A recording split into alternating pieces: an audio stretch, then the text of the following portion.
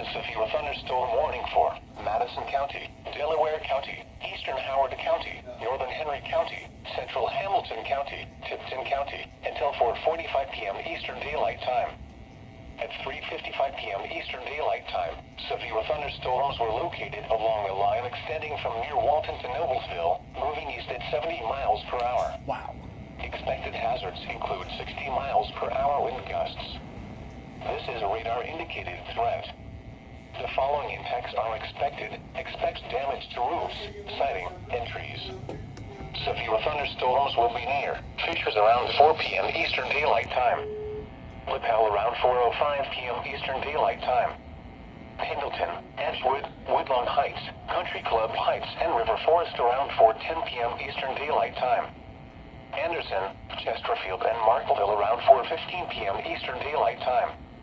Other locations in the path of these severe thunderstorms include Daleville, Sulphur Springs, Mount Summit, You back on yet? Selma, Merlin, The internet, well, Prairie Creek Reservoir, and Summit Lake State Park. no, we got Includes another Interstate alert. 69 between mile markers 210 and 252.